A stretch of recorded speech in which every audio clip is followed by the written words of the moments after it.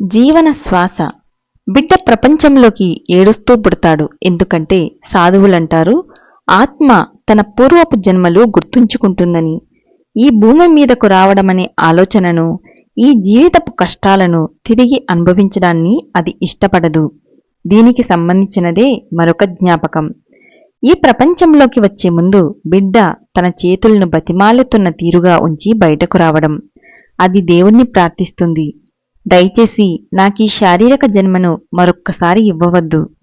బిడ్డ ఏడుస్తూ పుట్టడం గురించిన శారీరకమైన వివరణ ఏమంటే, శ్వాసించడం ప్రారంభించడానికి, శ్వాసకోశాలను తెరవడానికి, బిడ్డ మొదటి ఏడుపు శ్వాసకోశాలను చలనంలోకి తీసుకురావడానికి చేసే ప్రయత్నం.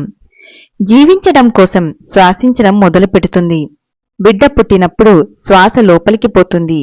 అప్పటి వరకు కొంతవరకు అంతర్లీనంగా ఉన్న ఆత్మ ప్రత్యేక ప్రాణమున్న జీవించే వ్యక్తి అవుతుంది.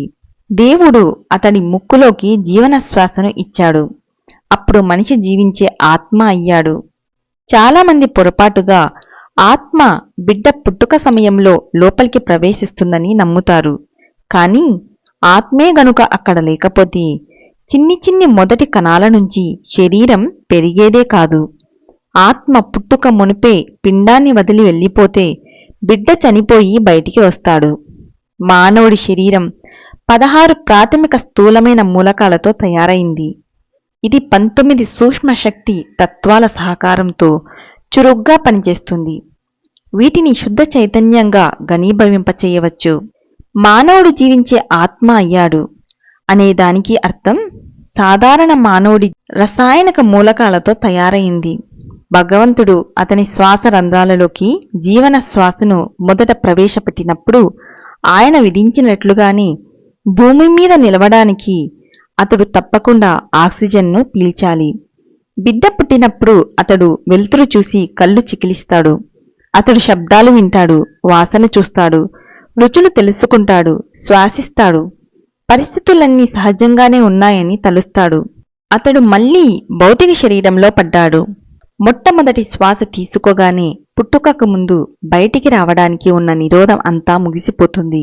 మాయ అతన్ని కప్పేస్తుంది. మరొక్కసారి అతడు భౌతిక ప్రపంచానికి ఆకర్షితుడవుతాడు. సమయం గడుస్తున్న కొద్దీ బిడ్డ తన శరీరం మీద నియంత్రణ కోసం కష్టపడతాడు. సంతులనాన్ని సాధించే ప్రయత్నంలో తన చేతులను, కాళ్లను అదే పనిగా ఎంత తరచుగా ఎన్నిసార్లు కదుపుతాడో మీరూ చూస్తారు. ఆత్మకున్న గతకాలపు జ్ఞాపకాల నుంచి అవచేతన మనసు ద్వారా ఈ పనులన్నింటికీ కావలసిన మార్గదర్శనం లభిస్తుంది. ఆ జ్ఞాపకాలు ఎల్లప్పుడూ అక్కడ ఉన్నాయి. చావంటే మీరు సహజంగానే భయపడతారు. ఎందుకంటే ఇంతకు ముందు అనేకసార్లు మీరు ఆ అనుభవానికి గురయ్యారు. మీరు నొప్పి అంటే భయపడతారు. ఎందుకంటే ఇంతకు ముందు అనేకసార్లు మీరు బాధపడ్డారు. బిడ్డ పెరిగి చిన్న పిల్లవాడైనప్పుడు అతడు తల్లిదండ్రుల దారి చూపే సంకల్పం, అదేవిధంగా ఇతర బంధువుల సంకల్ప బలాలు అతన్ని చుట్టుముట్టి వాటి ద్వారా ప్రభావితుడవుతాడు. ప్రతి ఒక్కరూ అతన్ని ఒక్కొక్క విధంగా ఉండమంటారు. అతడి చిలిపి స్నేహితులు అతన్ని ఇంకా వేరే విధంగా ఉండమని కోరుతారు. ఈ విధంగా పరస్పర విరుద్ధమైన ఒత్తిళ్ల వల్ల పిల్లవాడు ఎన్నో గొప్ప ప్రయాసలకు గురవుతాడు. ఇది బాధాకరమైన జీవితం. కాబట్టి మీ పిల్లవాడికి కొంచెం స్వేచ్ఛ ఇవ్వడం మంచిది. కాని పిన్న వయస్సు వాళ్లకు మరీ ఎక్కువ స్వేచ్ఛనిస్తే తర్వాత వాళ్ళు ఈ విధంగా దుఃఖించవచ్చు. చాలా కాలం కిందటే ఈ విధంగా చెయ్యకూడదని వాళ్ళు నాకు చెప్పి ఉంటే ఈరోజు నేనీ విధంగా తయారయ్యేవాణ్ణి కాదు. యవ్వనంలోకి వచ్చేదాకా శారీరకంగానూ మానసికంగానూ ఒకళ్ళు లోనయ్యే అన్ని ప్రయాసలను తలుచుకోండి.